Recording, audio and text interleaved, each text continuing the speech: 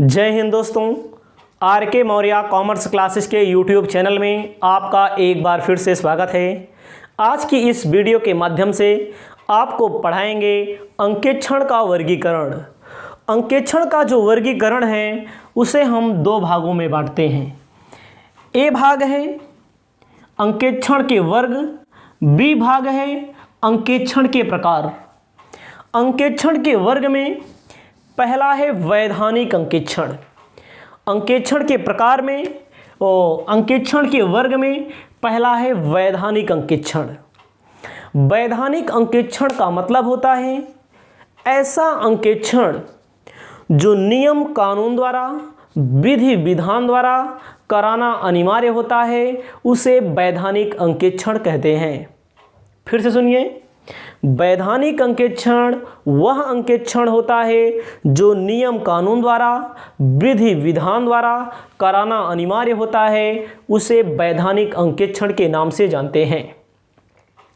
वैधानिक अंकेक्षण के अंतर्गत 6 प्रकार हमने लिखे हैं। वैधानिक अंकेक्षण के अंतर्गत 6 संख्या तक देखो। पहला है कंपनी का अंकेक्षण। जो कंपनियां होती हैं उनका अंकेक्षण कराना अनिवार्य होता है। बैंकिंग कंपनी का अंकेक्षण, बैंकिंग कंपनी का भी अंकेक्षण विधि विधान के तहत, नियम कानून के तहत कराना अनिवार्य होता है। बीमा कंपनी का अंकेक्षण, प्रन्यास का मतलब ट्रस्ट होता है, प्रन्यास का अंकेक्षण, सहकारी संस्थाओं का अंकेक्षण, निगमों का अंकेक्षण। वैधानिक अंकेक्षण के अंतर्गत 6 प्रकार आते हैं। वैधानिक अंकेक्षण का मतलब ऐसा अंकेक्षण जो नियम कानून द्वारा, विधि विधान द्वारा कराना अनिवार्य होता है, उसे वैधानिक अंकेक्षण के नाम से जानते हैं।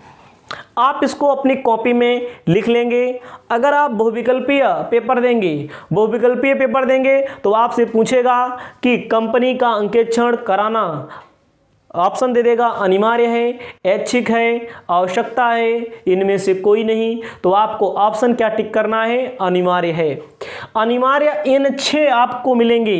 1 से लेकर के 6 तक अगर कोई मिलता है ऑप्शन में, बहुविकल्पीय क्वेश्चन में, तो आपको अनिवार्य याद रखना है। अनिवार्य किसी भी प्रकार की कंपनी है जो इसके अंतर्गत लिखी गई है। निगम का अंकेक्षण, सहकारी संस्थाओं का अंकेक्षण, प्रन्यास का अंकेक्षण, बीमा कंपनी का अंकेक्षण, बैंकिंग कंपनी का अंकेक्षण, कंपनी का अंकेक्षण, सब क्या है? अनिवार्य है। अगला है व्यक्तिगत अंकेक्षण। व्यक्तिगत अंकेक्षण वह अंकेक्षण होता है जो अनिवार्य नहीं होता है। वो आपकी इच्छा पर निर्भर करता है कि आप अंकेक्षण करवाएंगे कि नहीं करवाएंगे। आपको क्या ध्यान में रखना है? व्यक्तिगत अंकेक्षण जो होता है जो किसी व्यक्ति विशेष से संबंधित होता है, जैसे एकाकी व्यापार, साझेदारी संस्था, गैर व्यापारिक संस्था। एकाकी व्यापार का मतलब जो व्यक्ति अकेला व्यापार चलाता है। साझेदारी संस्था का मतलब होता है कम से कम 2, अधिक से अधिक 20, बैंकिंग व्यवसाय की दशा में 10। उसके बाद गैर व्यापारिक संस्था। गैर व्यापारिक संस्था का मतलब होता है जैसे हॉस्पिटल, स्कूल, कॉलेज, विश्वविद्यालय, महाविद्यालय, नगर पालिका। ये क्या है? गैर व्यापारिक संस्था। गैर व्यापारिक संस्था का अंकेक्षण कराना अनिवार्य नहीं होता है, बल्कि क्या होता है? ऐच्छिक होता है। क्या रखना है? ऐच्छिक होता है। अगर ऐच्छिक होता है। सरकारी अंकेक्षण। सरकारी अंकेक्षण का मतलब होता है जो केंद्र सरकार व राज्य सरकार की संस्थाएं हैं, कंपनियां हैं, उनका अंकेक्षण कराना होता है। उसके लिए केंद्र सरकार व राज्य सरकार एक अंकेक्षण विभाग स्थापित करती हैं। उसके अंतर्गत सरकारी कंपनियों का, सरकारी संस्थाओं का अंकेक्षण कराया जाता है। एक बार फिर से, वैधानिक में अनिवार्य होता है, ऐच्छिक में ऐच्छिक होता है, सरकारी में सरकार की कंपनियां होती हैं, सरकार के व्यवसाय होते हैं, सरकार की संस्थाएं होती हैं। आप अपने कॉपी में इसको लिख लें। यदि आप पूरे के पूरे बीकॉम की क्लास को ज्वाइन करना चाहते हैं, हमारे इसी मोबाइल नंबर के माध्यम से हम अपनी पेड क्लास को उपलब्ध कराते हैं। आपको ध्यान में रखना है, आगे चल के हमने इसको बेहद आसान भाषा में समझा दिया। उम्मीद करते हैं आपको समझ में आ गया होगा। अब हम आपको बताने जा रहे हैं अंकेक्षण के प्रकार। अंकेक्षण के प्रकार का मतलब क्या होता है? अंकेक्षण के प्रकार में एक एक करके हम आपको समझाते हैं, एक एक करके आपको समझाते भी हैं। इसमें थोड़ा आपको लिखना भी पड़ेगा और समझना भी पड़ेगा। यदि आप थ्योरिकल पूरा पेपर देंगे, मतलब कि पूरा लिखने वाला 10 नंबर, 15 नंबर, 20 नंबर, 5 नंबर में क्वेश्चन आता है आपके यूनिवर्सिटी में, तो आपके लिए लिखना पड़ेगा। बाकी मल्टीपल चॉइस क्वेश्चन आता है, तो मल्टीपल चॉइस के लिए आपको इसके बारे में मात्र जानकारी प्राप्त करनी चाहिए बस। शुरुआत करते हैं। पहला आपके सामने लिखा है चालू अंकेक्षण। चालू अंकेक्षण किसे कहते हैं? चालू अंकेक्षण का मतलब होता है वह अंकेक्षण, वह जांच जो पूरे वर्ष भर चलती रहती है, उसे क्या कहते हैं? चालू अंकेक्षण। कोई भी संस्था है, कोई भी कंपनी है, कोई भी व्यवसाय है, जब उस व्यवसाय के अंतर्गत जांच पड़ताल उसके खातों से संबंधित पूरे वर्ष भर चलती रहती है, हमेशा चलती रहती है, उसे क्या कहते हैं? चालू अंकेक्षण कहा जाता है। हमारे सामने बुक है, हो सकता है आपके पास बुक हो, आपके पास बुक नहीं है तो कोई दिक्कत नहीं है, आपको ध्यान दीजिएगा। इसके अंतर्गत लाभ भी लिखाना है और हानियां भी आपको बतानी है। पूरे के पूरे डिटेल में हम आपको समझाने वाले हैं। थोड़ा हो सकता है टाइम लगे, जितनी भी देर का वीडियो बनता है आप इस वीडियो को पूरा देखें, तब बहुत अच्छा समझ में आएगा। हमने आपको बताया चालू अंकेक्षण का मतलब पूरे वर्ष भर चलता रहेगा। समय समय पर कर्मचारी सीए आएगा और समस्त जानकारी प्राप्त करेगा और अंकेक्षण का कार्य समय समय पर पूरे वर्ष भर चलता रहेगा। तो सबसे पहला क्या करना है आपको? चालू अंकेक्षण के बारे में मैंने आपको बता दिया। ऐसा अंकेक्षण जो पूरे वर्ष चलता है। कब चलता है? पूरे वर्ष चलता रहता है। पहला, चालू अंकेक्षण में आपको पढ़ना है चालू अंकेक्षण के लाभ क्या हैं, चालू अंकेक्षण कराने से लाभ क्या होता है। एक एक करके समझते चलिए। चालू अंकेक्षण में पहले दिया है लेखा पुस्तकों की गहन जांच। लाभ में लेखा पुस्तकों की गहन जांच। चालू अंकेक्षण के अंतर्गत लेखा पुस्तकों की गहन जांच होती है। लेखा पुस्तकों के एक एक पॉइंट को परखा जाता है, जांच कर लिया जाता है, जिससे भविष्य में गलती ना हो। चालू अंकेक्षण के अंतर्गत किसकी जांच होती है? प्रत्येक पुस्तकों की, प्रत्येक व्यवसाय की पुस्तकों से संबंधित गहन जांच होती है।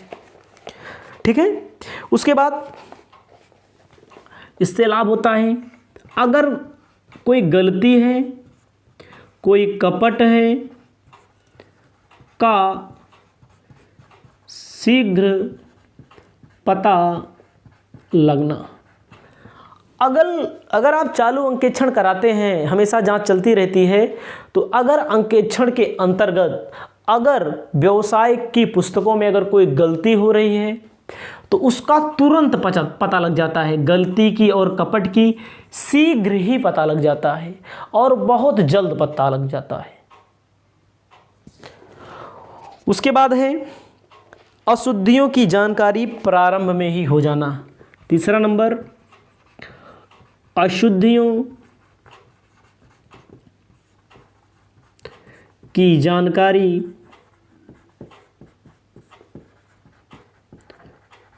प्रारंभ में ही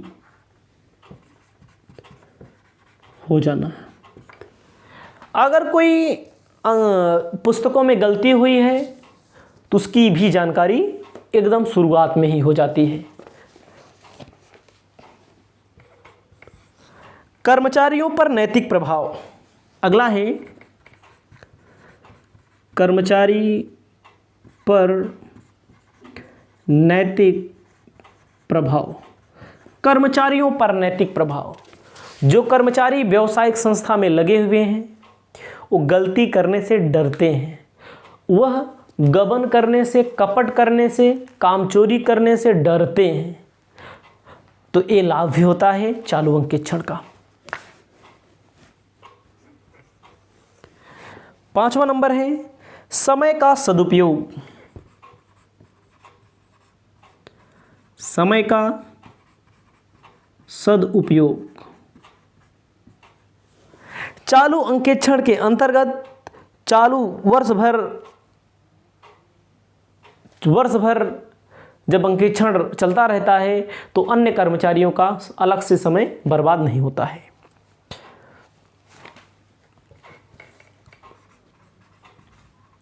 अंतरिम लाभांश की घोषणा है।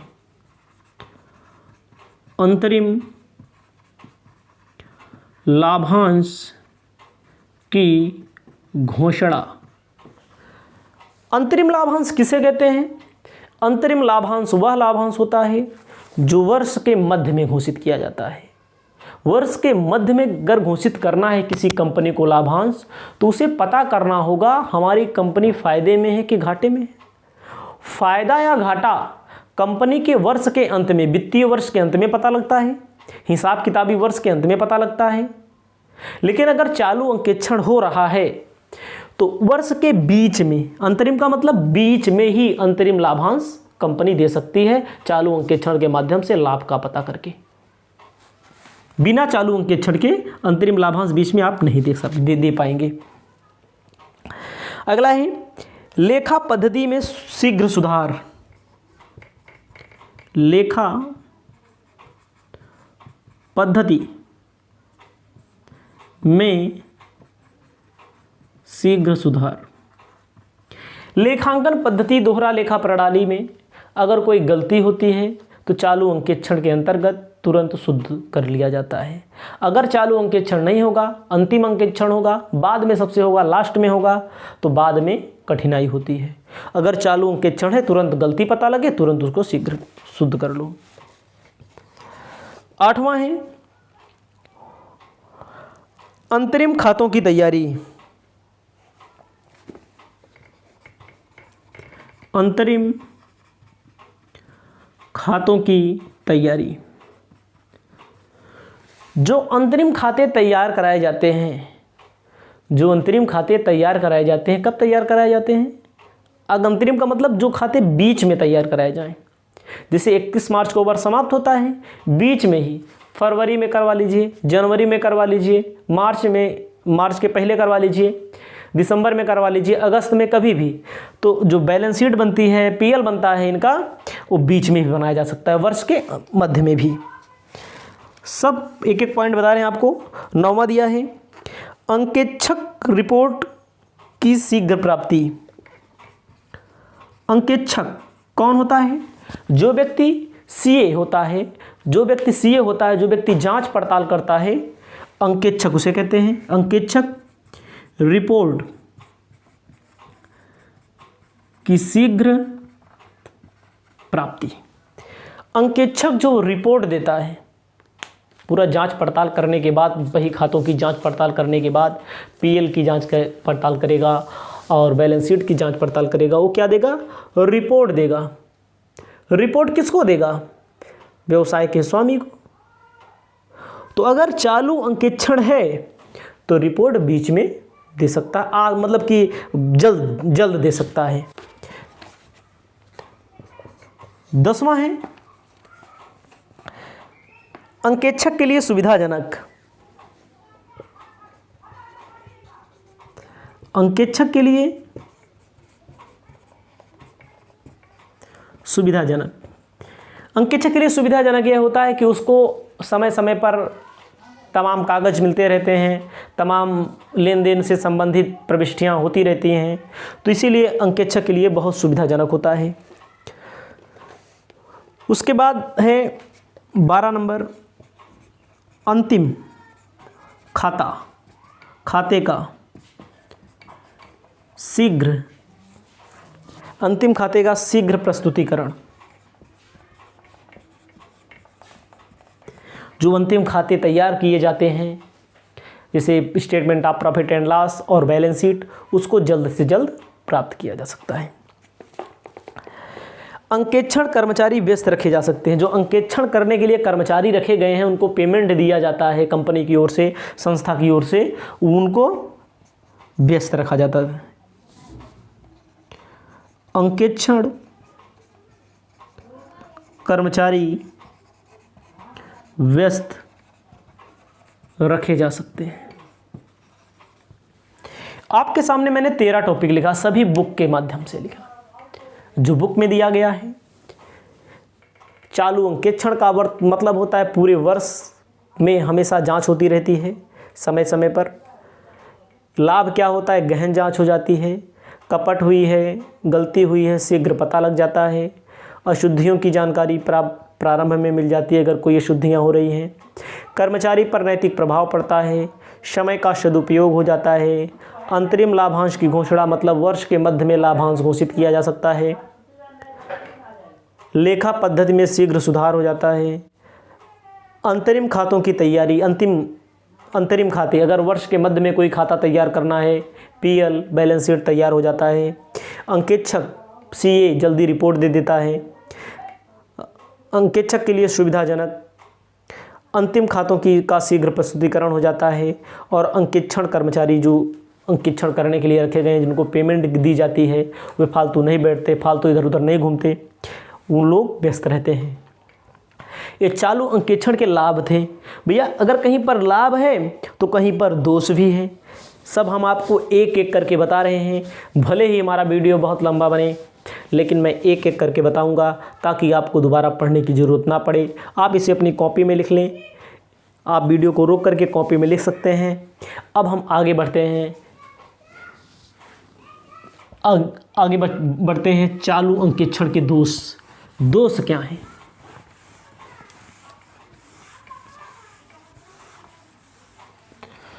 चालू अंकेक्षण के दोष के अंतर्गत पहला होता है खर्चीला। पहला क्या होता है? पहला होता है खर्चीला। आप लिख लीजिए, पहला होता है खर्चीला। अत्यंत ज़्यादा खर्चीला होता है, अधिक खर्चीला होता है। अधिक खर्चीला इसलिए होता है भाई, अंकेक्षक जो है सीए है, चार्टर्ड अकाउंटेंट, उसकी फीस महंगी होती है। अगर वो वर्ष भर में कभी एक दिन काम करेगा तो हो सकता है कम पैसा ले, और हो सकता है अगर वह पूरे साल भर के लिए रखोगे तो ज़्यादा पैसा लेगा। इसलिए क्या होता है, चालू अंकेक्षण खर्चीला होता है। दूसरा क्या है? अधिक असुविधा। अधिक असुविधा। जो चालू अंकेक्षण रखे जाते हैं अंकेक्षक व्यवसाय में, वे बार बार डिस्टर्ब करते रहते हैं कर्मचारियों को। विभिन्न कर्मचारी हैं, उनसे पूछताछ करते रहते हैं, लेन देन से संबंधित आते रहेंगे जाते रहेंगे। इससे क्या हो जाता है, असुविधा होती है, कार्य में क्या होती है, असुविधा होती है। उसके बाद कार्य में सततता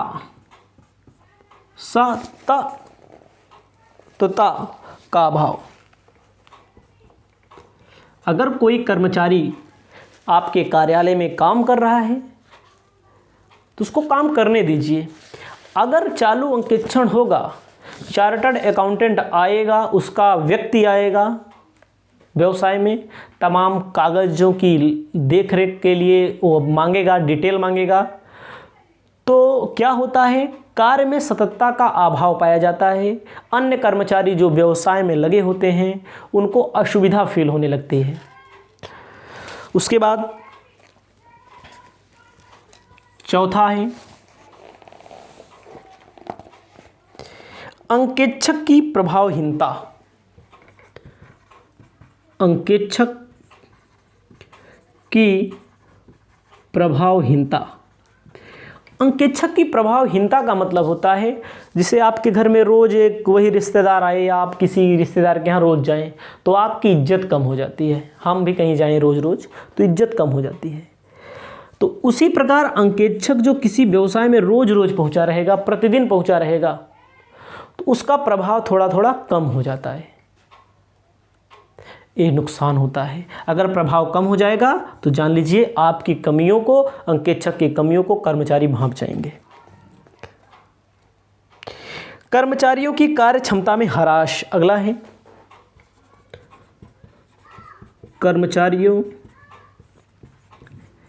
की कार्य क्षमता में ह्रास। कर्मचारी के कार्य करने की जो क्षमता होती है वो कम हो जाएगी, बहुत सावधानी से काम करेगा ताकि गलती ना हो, एक एक पॉइंट पर जानकारी रखेगा ताकि गलती ना हो, इससे उसके काम में कमी आएगी, काम में तेजी कभी नहीं आ सकती है।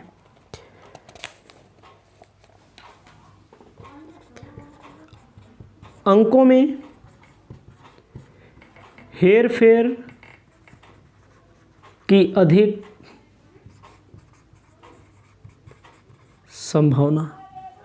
अंकों में जो हेरफेर होता है, अंक जो होते हैं गणितीय अशुद्धियां हो जाती हैं और हेरफेर की दिक्कत हो जाती है और बाद में पता लगता है, जैसे आज चालू अंकेक्षण हो रहा है, आज नहीं पता लगा, कभी कभी होता है कि वर्ष के लास्ट में पता लगेगा, जब पीएल सही से शो नहीं करेगा, ट्रायल बैलेंस सही से शो नहीं करेगा, तब इस अंक की गलती को, हेरफेर को ढूंढने में कठिनाई होगी, असुविधा होने लगेगी। 7वां, अंकेक्षण का कार्य नीरस हो सकता है। अंकेक्षण का कार्य नीरस हो सकता है। अंकेक्षण के कार्य में नीरसता आ जाएगी, अच्छा कार्य नहीं होगा। उसके बाद संस्था के कर्मचारी सुस्त हो सकते हैं। संस्था के कर्मचारी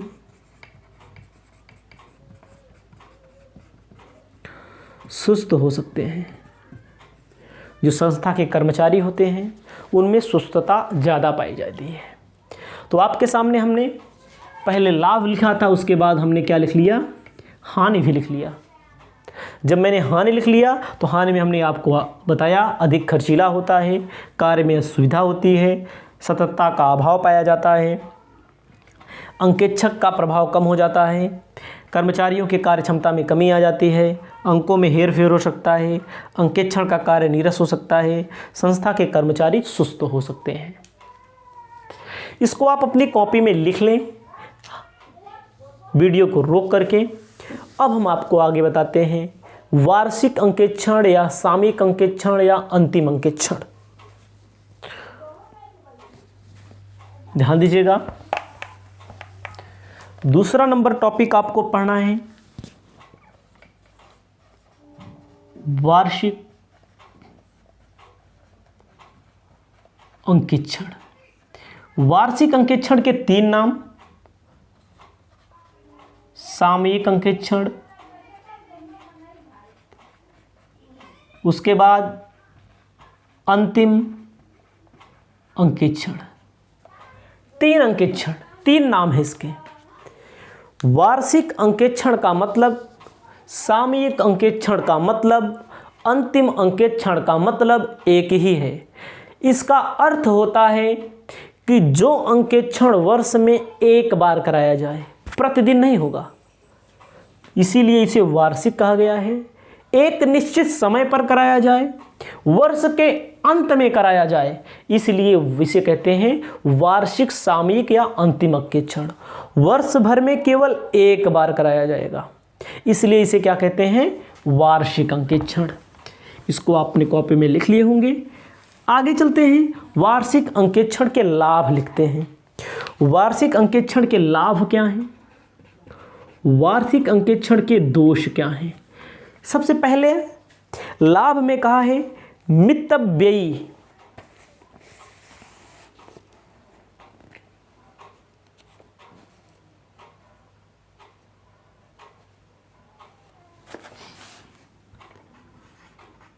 मितव्ययी,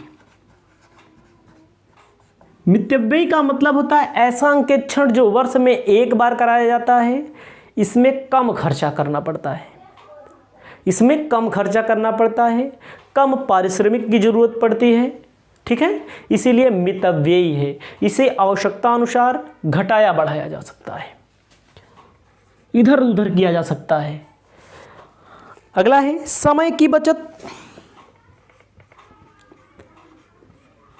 समय की बचत हो जाती है।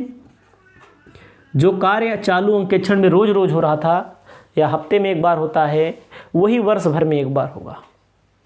ठीक है। अंकेक्षण में सततता।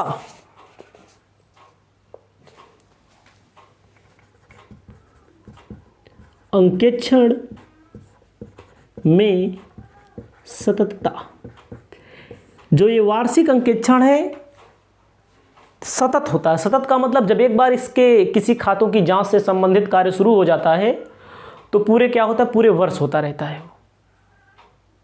वो पूरे वर्ष नहीं, पूरा हो जाता है। जब शुरू होता है शुरू से लेकर अंत तक किया जाता है।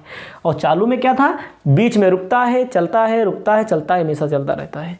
लेकिन इसमें जब एक बार रुकेगा, एक बार चलेगा तो दूसरी बार रुकेगा। चौथा, अंकेक्षित खातों में हेरा फेरी असंभव। अंकेक्षित खातों में हेरा फेरी असंभव।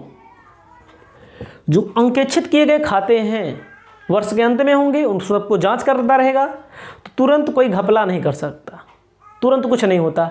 इसमें बीच में हो सकता है, चालू वाले में हमने कहा फेर फेर हो सकती है, चालू वाले में बीच में हो गया तो लास्ट में नहीं पता लगेगा। लेकिन इसमें अगर बीच में कोई किया है तो लास्ट में सब पता लग जाएगा। आगे है सुविधाजनक। अधिकतर सबसे अधिक यही वाला अंकेक्षण होता भी है, सुविधाजनक होता है। सुविधाजनक के बाद कह रहा है कर्मचारियों पर नैतिक प्रभाव नहीं पड़ता। कर्मचारी पर नैतिक प्रभाव नहीं पड़ता। कर्मचारी पर नैतिक प्रभाव इसलिए नहीं पड़ता कि रोज रोज इसमें अंकेक्षण तो आता नहीं है। ठीक है, वर्ष के अंत में आता है तो वर्ष के अंत में सब अपना देखता है। 7वां नंबर कह रहा है कार्य का समय पर समाप्त होना। कार्य का समय पर समाप्त होना। जो अंकेक्षण का कार्य है वो अपने समय पे समाप्त हो जाता है। उसकी एक निर्धारित होती है, 2 दिन 4 दिन 3 दिन के अंदर अपना समाप्त कर लेता है।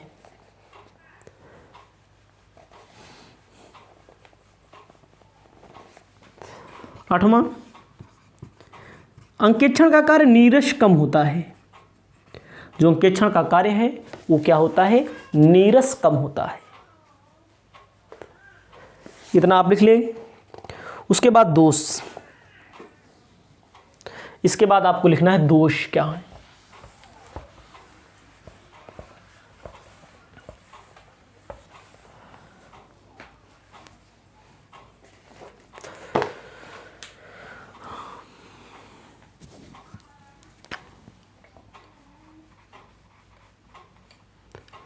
दोष में पहला, गहन अंकेक्षण की कमी। गहन अंकेक्षण की कमी। ध्यान दीजिएगा, जो वर्ष भर में एक बार काम होगा उसमें गहन अंकेक्षण की कमी होगी। कोई भी खाता गहनता से नहीं जांचा जाएगा। दूसरा कह रहा है त्रुटियों व कपटों की जानकारी अंतिम समय में होना। अगर कोई त्रुटि है, त्रुटियों एवं कपटों की जानकारी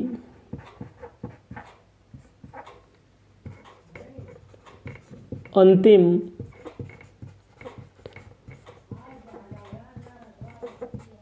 समय में होना। अगर कोई त्रुटि हुई है, कोई कपट हुई है, उसकी जानकारी आपको अंतिम समय में होगी, वर्ष के अंत में होगी, बीच में नहीं होगी।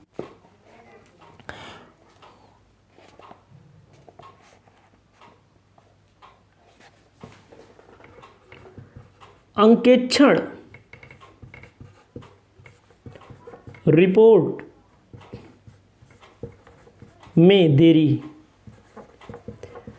अंकेक्षण रिपोर्ट में देरी होगी। क्यों देरी होगी? क्योंकि वर्ष के अंत में जो कार्य किया जाएगा उसके लिए अगर कोई रिपोर्ट आएगी उसमें देरी इसलिए होगी कि उस समय अंकेक्षक के बाद बहुत सारे काम रहते हैं वर्ष के अंत में। चौथा क्या कह रहा है? कार्य में अकुशलता, जो कार्य होती है अंकेक्षण का कार्य में अकुशलता होती है, अंकेक्षण कार्य में अकुशलता होगी, सही से कोई देख नहीं पाएगा। समय पर सलाह का अभाव, अगर कोई गलती हुई है, कोई हानि हो जाती है, समय पर सलाह का अभाव, अगर बीच में कोई घाटा हो गया, किसी कारण से कोई हानि हो गई, तो प्रबंधक वो जो अंकेक्षक है वो सलाह नहीं दे पाएगा। ये आपके सामने हमने दोष भी लिख दिया है। अब आपको ज़्यादा घबराने की ज़रूरत नहीं है। उसके बाद अब आपको बताने जा रहे हैं प्रक्रिया अंकेक्षण क्या है। प्रक्रिया अंकेक्षण क्या है इसको लिख लें आप, तुरंत बता रहे हैं।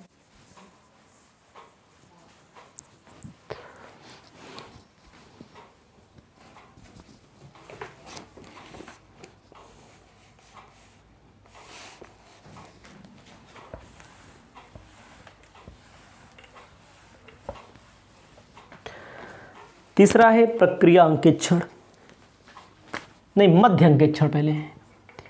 तीसरा है मध्य अंकेक्षण। मध्य अंकेक्षण का मतलब होता है मध्य अंकेक्षण, जिसे अंतरिम अंकेक्षण भी कहते हैं। जिसे क्या कहते हैं? अंतरिम अंकेक्षण भी कहते हैं। पहला पूरे वर्ष चलता रहेगा, दूसरा वर्ष के अंत में होगा, तीसरा वर्ष के मध्य में होगा। ऐसा अंकेक्षण जो वर्ष के मध्य में होता है उसे कौन सा अंकेक्षण कहते हैं? अंतिम अंकेक्षण कहते, अंतरिम अंकेक्षण कहते हैं। कह रहा है अंतरिम अंकेक्षण वह अंकेक्षण होता है जो वर्ष के मध्य में किया जाता है। वर्ष के मध्य का मतलब वर्ष के बीच में। क्यों वर्ष के बीच में कराना होता है? जब किसी कंपनी को अंतरिम लाभांश देना होता है, अंतरिम लाभांश देना होता है।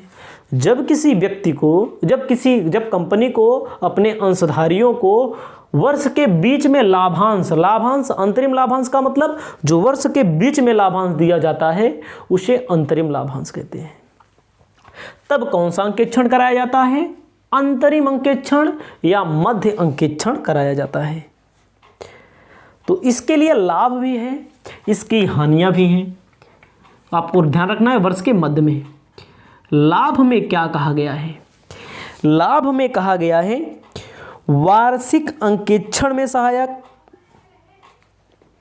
वार्षिक अंकेक्षण में सहायक। अगर वर्ष के मध्य में अगर कोई अंकेक्षण करा दिया जाएगा तो वार्षिक जो अंकेक्षण होगा, वार्षिक अंकेक्षण में सहायक होगा। वार्षिक अंकेक्षण में क्या होगा? सहायक होगा। वार्षिक अंकेक्षण का मतलब जो वर्ष के अंत में कराया जाएगा उसमें यह सहायता प्रदान करेगा अंतरिम अंकेक्षण। अगला होता है वार्षिक अंतिम खातों को शीघ्र तैयार करने में सहायक। वार्षिक अंतिम खातों को शीघ्र तैयार करने में सहायक। जो वार्षिक अंतिम खाते हैं उसको शीघ्र तैयार करने में सहायक होगा। तीसरा बोल रहा है अंकेक्षक का सुझाव। अंकेक्षक का अगर कोई सुझाव होता है समय पर प्राप्त हो जाता है। अंकेक्षक का जो सुझाव होता है वो कब प्राप्त हो जाता है? समय पर प्राप्त हो जाता है। चौथा, अंतरिम लाभांश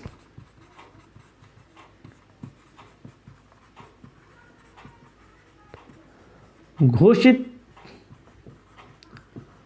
करने का, अंतरिम लाभांश घोषित करने का आधार, कंपनी कोई भी हो अंतरिम लाभांश तभी घोषित करेगी जो अंतरिम अंकेक्षण कराएगा, तभी इसी के आधार पे होगा। अगला है व्यवसाय की बिक्री। अगर कोई व्यवसाय बेच रहा है अपना, व्यवसाय की बिक्री में सहायक, अगर हम अपनी दुकान बेच रहे हैं, अपना व्यवसाय, अपनी कंपनी बेच दे रहे हैं, तब अंतरिम अंकेक्षण कराया जाता है।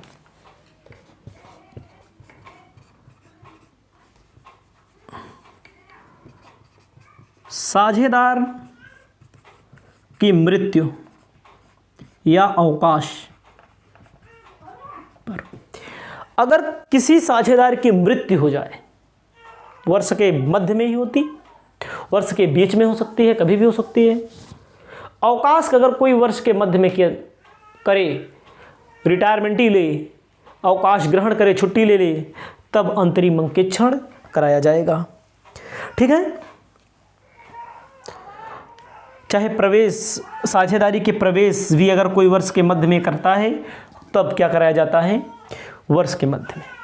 आपसे बहुविकल्पी क्वेश्चन के रूप में पूछ सकता है, अंतरिम अंकेक्षण कब कराया जाता है?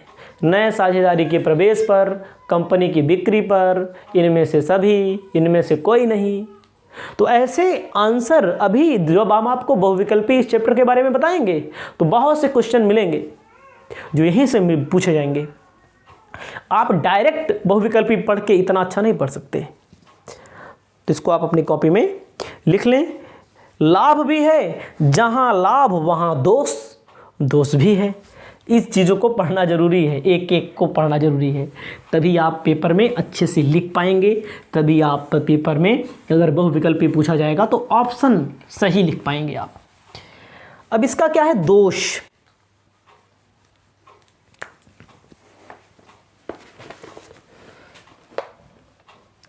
दोष में क्या है? अंकेक्षित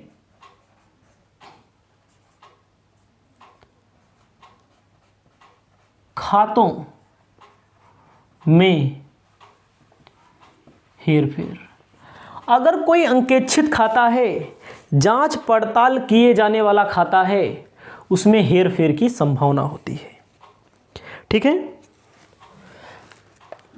विस्तृत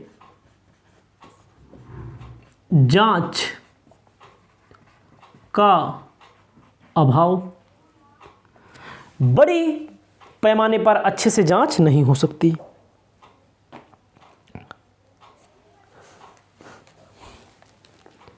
गहन जांच का अभाव, गहन जांच नहीं हो सकती।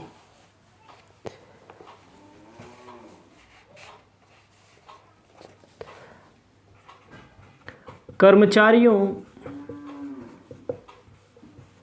के कार्य में बाधा, कर्मचारियों के कार्य में बाधा उत्पन्न हो जाती है। ठीक है। विघ्न, बीच में बाधा आ जाती है, और खर्चीला भी होता है। अगर बीच में अंकेक्षण करवाएंगे तो क्या होता है? खर्चीला होता है। आप इसको अपनी कॉपी में लिख लें, उसके बाद हम आपको बताते हैं कार्य प्रणाली या प्रक्रिया अंकेक्षण के बारे में। इसको लिख लें तब तक।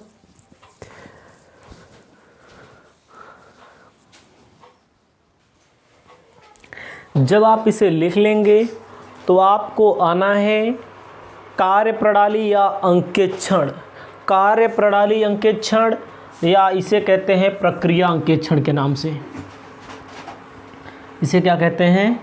प्रक्रिया अंकेक्षण के नाम से जानते हैं। कौन सा है? चौथा।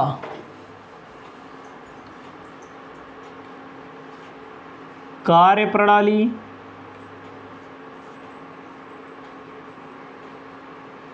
प्रक्रिया अंकेक्षण। कार्यप्रणाली या प्रक्रिया अंकेक्षण के अंतर्गत व्यवसाय की जो लेखा पुस्तकें हैं उनके लेखा करने की तकनीक एवं प्रक्रिया का अंकेक्षण किया जाता है। क्या कह रहा है? प्रक्रिया अंकेक्षण वह अंकेक्षण है जिसके अंतर्गत संस्था की लेखा पुस्तकों के लेखा प्रणाली की जांच की जाती है। किसकी जांच की जाती है? लेखा पुस्तकें जो हैं उसके अंतर्गत लेखा प्रणाली की जांच की जाती है, लेखांकन करने की प्रणाली की जांच की जाती है। उसके बाद इसमें कह रहा है यह अंकेक्षण अंतिम या वार्षिक अंकेक्षण का अंग है। किसका अंकेक्षण का अंग है? वार्षिक अंकेक्षण, सामयिक अंकेक्षण या अंतिम अंकेक्षण का अंग है। प्रक्रिया अंकेक्षण के अंतर्गत किसकी जांच पड़ताल की जाती है? जो लेखांकन के लिए पुस्तकें रखी गई हैं उनके लिखने की प्रक्रिया की जांच की जाती है। इसको आप ध्यान में रखिएगा ताकि अशुद्धियों को कम किया जा सके। तो इसके पहला नंबर लाभ क्या बोल रहा है? लाभ आपको लिख लेना है। लाभ बोल रहा है संस्था की आंतरिक नियंत्रण प्रणाली की सुदृढ़ता की जानकारी होती है।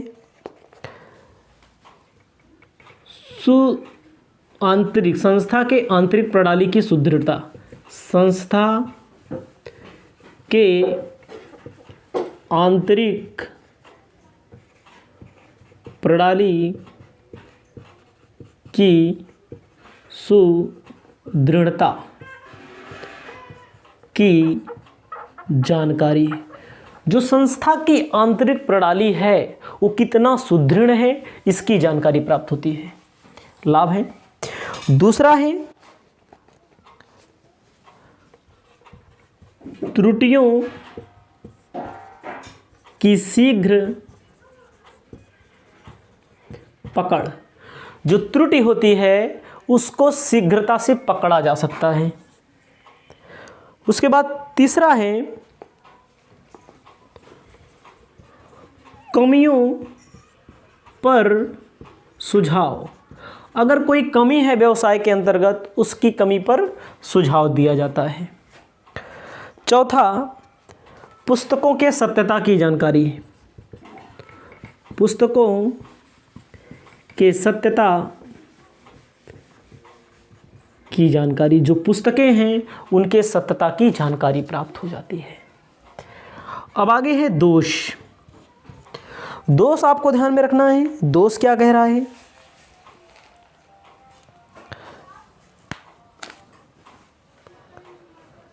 छोटी संस्थाओं के लिए अनुपयुक्त। पहला क्या कह रहा है? छोटी संस्थाओं के लिए अनुपयुक्त। तो छोटी संस्थाएं इनके लिए अनुपयुक्त है। दूसरा है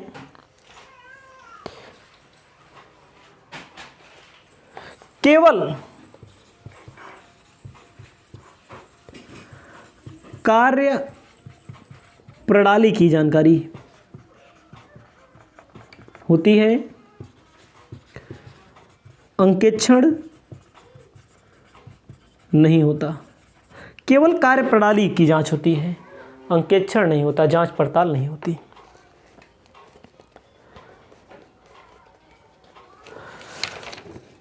बस यही इतना लिखिए इसमें। ये आपका हो गया चौथा नंबर, प्रक्रिया अंकेक्षण या कार्य प्रणाली अंकेक्षण। उसके बाद आगे बताते हैं। आगे वाले ज़्यादा दो लाइन आपको ध्यान में रखना है और लाभ हानि से कोई विशेष जानकारी नहीं है, बहुत कम पूछता है। 2-2 नंबर का पूछेगा या 5 नंबर का पूछेगा, बहुविकल्पी है तो बहुविकल्पी में पूछेगा। इसका मतलब क्या होता है आपको बताते चलते हैं। कार्यप्रणाली प्रक्रिया की हो गया आपके पास। अब आपको ध्यान में रखना है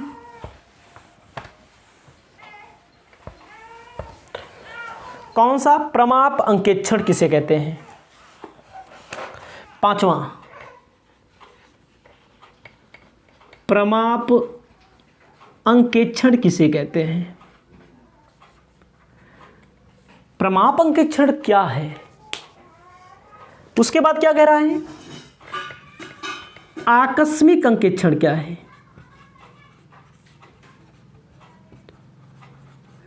ध्यान दीजिएगा, प्रमाप अंकेक्षण के अंतर्गत किसी विशेष मद की जानकारी, किसी विशेष आइटम की जांच की जाती है, किसी विशेष मदों की जानकारी की जाती है। शेष मदों को सरसरी निगाह से छोड़ दिया, देख लिया जाता है बस। किसकी जांच की जाती है, विशेष मद की जांच की जाती है। किसकी जानकारी, विशेष मद की जानकारी जांच की जाती है। शेष को सरसरी निगाह से देख लिया जाता है, सरसरी निगाह से देख लिया जाता है। इसको ध्यान में रखिएगा, पेपर में आते हैं आपको बना के लिखना है। प्रमाप अंकेक्षण वह अंकेक्षण होता है जिसमें किसी विशेष मद की संपूर्ण जांच की जाएगी, बाकी मदों को सरसरी निगाह से देख लिया जाएगा। ये कौन सा अंकेक्षण कहलाता है, प्रमाप अंकेक्षण कहलाता है। ठीक है, अगला है आकस्मिक अंकेक्षण। आकस्मिक अंकेक्षण वह अंकेक्षण होता है जो किसी विशेष समय पर कराया जाता है, अचानक कराया जाता है, जिसका डेट निर्धारित नहीं होता, जिसका समय निर्धारित नहीं होता, उसे आकस्मिक अंकेक्षण कहते हैं। जैसे वर्ष के व्यवसाय में बीच में कोई नया साझेदार आ गया, नए साझेदार के प्रवेश पर, साझेदार के प्रवेश पर, उसके बाद कह रहा है साझेदार के प्रवेश पर, उसके बाद कह रहा है अवकाश पर, आकस्मिक अगर कोई अवकाश ले, मृत्यु हो जाए अगर किसी साझेदार की आकस्मिक मृत्यु हो जाए, उसके बाद है ख्याति का मूल्यांकन, ख्याति का मूल्यांकन, कंपनियों का एकीकरण, संविलयन। ध्यान दीजिएगा, आकस्मिक अंकेक्षण वह अंकेक्षण होता है जो अचानक से कराया जाता है, उसे आकस्मिक अंकेक्षण के नाम से जानते हैं। आकस्मिक अंकेक्षण के नाम से जानते हैं। आकस्मिक अंकेक्षण कब कराया जाता है, साझेदार प्रवेश, अवकाश, मृत्यु, ख्याति का मूल्यांकन, कंपनियों का एकीकरण का मतलब जब दो कंपनियां एक में आ जाती हैं और जब कंपनियों का सम्मिलन आ जाता है तब आकस्मिक संकेक्षण कराया जाता है। इसको अपनी कॉपी में आप जरूर लिखिए, एक एक बातों को जरूर सुनिए।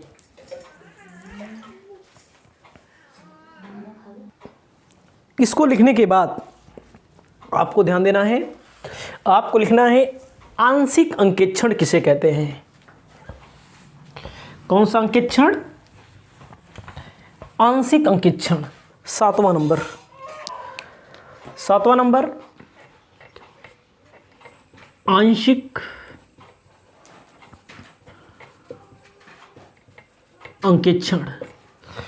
आंशिक अंकेक्षण में क्या कहा गया है, आंशिक अंकेक्षण में क्या व्यापार का जो स्वामी होता है पूरे व्यवसाय की पुस्तकों की जांच पड़ताल नहीं करवाता, जांच नहीं करवाता, अंकेक्षण नहीं करवाता, बल्कि कोई कोई पुस्तकों की जांच करवाता है।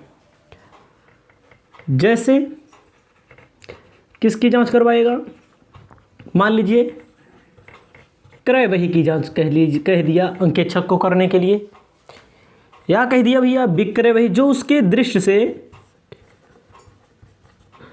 ज़्यादा जरूरी होता है, जिसमें वो समझता है घपला होने की संभावना है, तो उसके लिए क्या करवा देता है, कौन सा अंकेक्षण, आंशिक अंकेक्षण करवा देता है, पूरा अंकेक्षण नहीं करवाता है। जैसे क्रय वही हो गया, विक्रय वही हो गया, कुछ भी हो गया, कोई विशेष मद की जांच करवा लेता है। उसका एक अपना एक निश्चित उद्देश्य होता है, उसी के पर्पस के लिए करवा देता है। 8 नंबर तक लिखने के बाद, 7 नंबर लिखने के बाद 8वें नंबर पर हम आएंगे। 8वें नंबर में क्या कह रहा है? लागत अंकेक्षण। लागत अंकेक्षण। लागत अंकेक्षण के अंतर्गत क्या आता है? लागत अंकेक्षण वह अंकेक्षण होता है जो किसी लागत अंकेक्षण वह अंकेक्षण होता है जो किसी कंपनी द्वारा उत्पादन किए गए वस्तुओं से संबंधित कराया जाता है। उसे हम कहते हैं लागत अंकेक्षण। जो कंपनियां, जो व्यावसायिक संस्थान वस्तुओं का उत्पादन करते हैं, उससे संबंधित लागत को जानने के लिए, लाभ को जानने के लिए, अन्य किसी मदों पर जानकारी प्राप्त करने के लिए लागत अंकेक्षण करवाते हैं। लागत अंकेक्षण कौन सा है? वस्तु की लागत से संबंधित, वस्तु की लागत से संबंधित जांच पड़ताल कराई जाती है। जैसे पहला नंबर, जिसे पहला नंबर आप लिख लीजिए अपनी कॉपी में। उत्पादन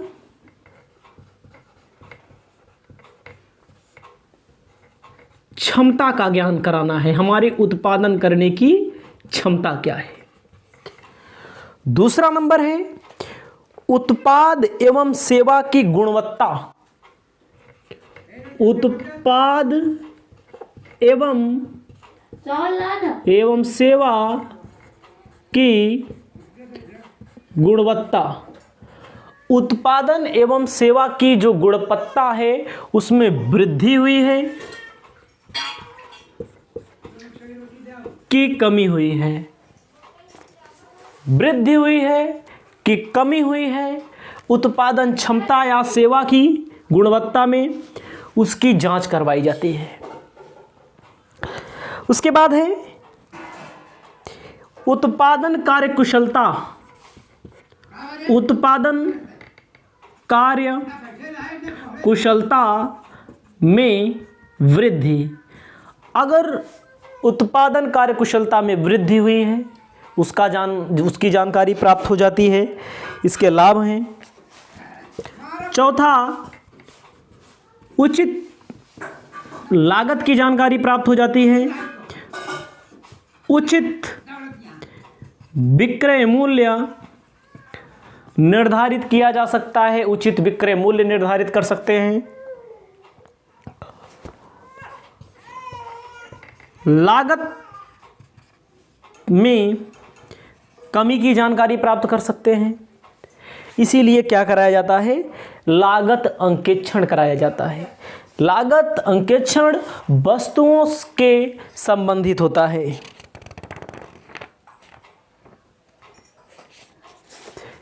जब आप इसको अपनी कॉपी में लिख लेंगे तब आपको आना है प्रबंध अंकेक्षण पर। तब आपको आना है प्रबंध अंकेक्षण पर। 9वां नंबर है प्रबंध अंकेक्षण। प्रबंध अंकेक्षण के अंतर्गत किसी भी व्यावसायिक संस्था की योजना, उद्देश्य,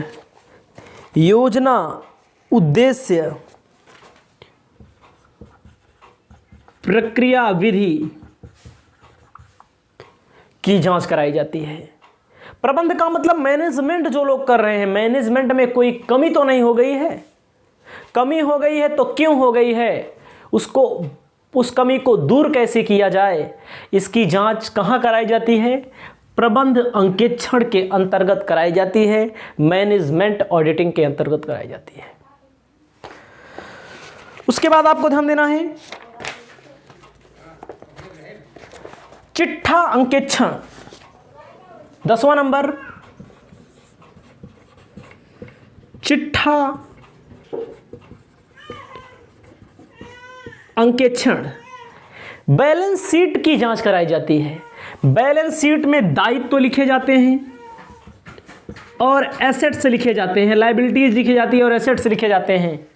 संपत्तियों एवं दायित्वों की जो जांच कराई जाती है, जिसका सत्यापन कराया जाता है, उसे किसके अंतर्गत चिट्ठा अंकेक्षण में क्या कराया जाता है? संपत्तियों एवं दायित्वों की जांच पड़ताल कराई जाती है। उसके बाद एक और है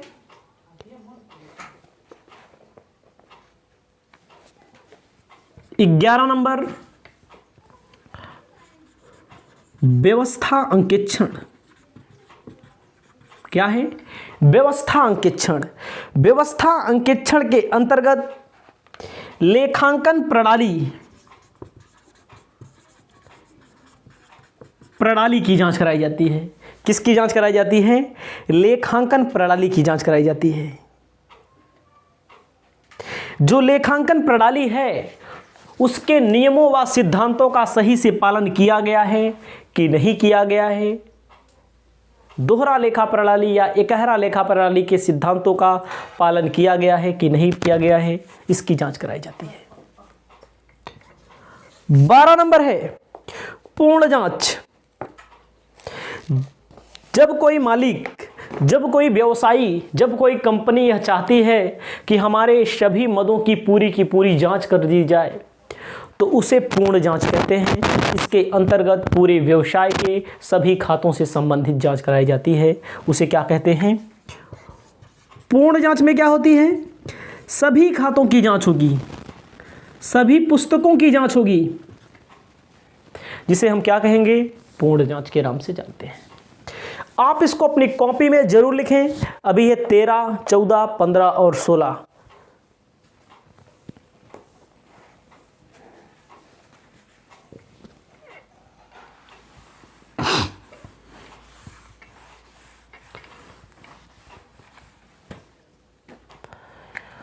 चौदह नंबर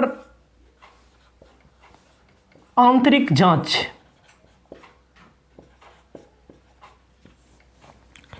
आंतरिक जांच क्या होती है या आंतरिक अंकेक्षण क्या होता है? जो व्यवसाय हो, ऐसा व्यवसाय जिसके अंतर्गत कई चार्टर्ड अकाउंटेंट मिलकर काम करते हों, कई प्रकार की कंपनियां हैं, कई प्रकार की संस्थाएं हैं, जो सीए की नियुक्ति करा करके नियुक्ति कर करके उनसे अंकेक्षण का काम करवाती हैं। चार्टर्ड अकाउंटेंट कई चार्टर्ड अकाउंटेंट की नियुक्ति कर लेंगी, अपनी नाम संस्था या कंपनी बना लेंगी, उनसे अंकेक्षण का कार्य करवाएंगी। तो अन्य संस्थाओं का अंकेक्षण करवाना होता है उनको, लेकिन जब अपनी संस्था का अंकेक्षण करवाना होता है तो मान लीजिए 10 सीए चार्टर्ड अकाउंटेंट हैं, उसी में किसी एक चार्टर्ड अकाउंटेंट जो भरोसेमंद होता है, जो विश्वसनीय होता है, ईमानदार होता है, उसी के द्वारा अपने संस्था की जांच करा ली जाती है। उसे कहते हैं आंतरिक अंकेक्षण। आंतरिक अंकेक्षण क्या है? आंतरिक अंकेक्षण वह अंकेक्षण होता है जिसके अंतर्गत कई चार्टर्ड अकाउंटेंट मिलकर काम करते हैं। जो कंपनी है, जो संस्था है, वह उन्हीं में से विश्वसनीय अंकेक्षक को नियुक्त कर देती है, उन्हीं से अंकेक्षण का कार्य करा लेती है। यानी कि उस संस्था के लिए जितने भी चार्टर्ड अकाउंटेंट हैं, कर्मचारी होंगे, उन्हीं कर्मचारियों द्वारा जांच करा ली जाएगी। उसे कहेंगे आंतरिक अंकेक्षण। 14 नंबर बाह्य अंकेक्षण। बाह्य अंकेक्षण, बाह्य अंकेक्षण वह अंकेक्षण होता है जैसे कई लोग मिलके काम कर्मचारियों से ना करा करके बाहरी लोगों से कराया जाए, बाहरी चार्टर्ड अकाउंटेंट नियुक्त करके निष्पक्ष जांच कराई जाए, उसे कहते हैं बाह्य अंकेक्षण। इसमें निष्पक्षता का हो सकता है अभाव कम हो, इस पर निष्पक्षता का अभाव ज़्यादा होता है। इसमें निष्पक्ष होते हैं। बाह्य अंकेक्षक जो होते हैं बाहरी होते हैं, व्यवसाय के बाहरी होते हैं। ठीक है। उसके बाद ध्यान देना है रोकड़ अंकेक्षण क्या है। 15 नंबर रोकड़ अंकेक्षण। रोकड़ अंकेक्षण में मात्र पैसे की जांच की जाती है, कैश से संबंधित जांच की जाती है, इसलिए इसे रोकड़ अंकेक्षण के नाम से जाना जाता है। इसलिए इसे रोकड़ अंकेक्षण के नाम से जाना जाता है। कितनी रोकड़ आई है, कितनी गई है, गबन तो नहीं हुआ, अशुद्धियां, उन्हें अशुद्धियों की जांच होती है। अगला है संचालन अंकेक्षण। संचालन अंकेक्षण में क्या होता है? व्यवसाय के सभी विभागों के संचालन संबंधी प्रक्रिया की जांच कराई जाती है। संचालन में क्या होता है? जो व्यवसाय होता है उसमें कई प्रकार के विभाग होते हैं। एक होता है क्रय विभाग, विक्रय विभाग, लेखा विभाग, ठीक है, कैश विभाग, उन सब की जांच कराई जाती है, सभी संचालन विभागों की, जिसे संचालन अंकेक्षण के नाम से जाना जाता है। इस वीडियो को यहीं पर समाप्त करते हैं। इसके बाद वाली वीडियो में आपको मिलेगा बहुविकल्पीय प्रश्न इसी चैप्टर से संबंधित, जितना मैंने आपको बताया है। अब आपको मिलेंगे बहुविकल्पीय वाले वीडियो में। तब तक के लिए जय हिंद, जय भारत, जय महाराष्ट्र।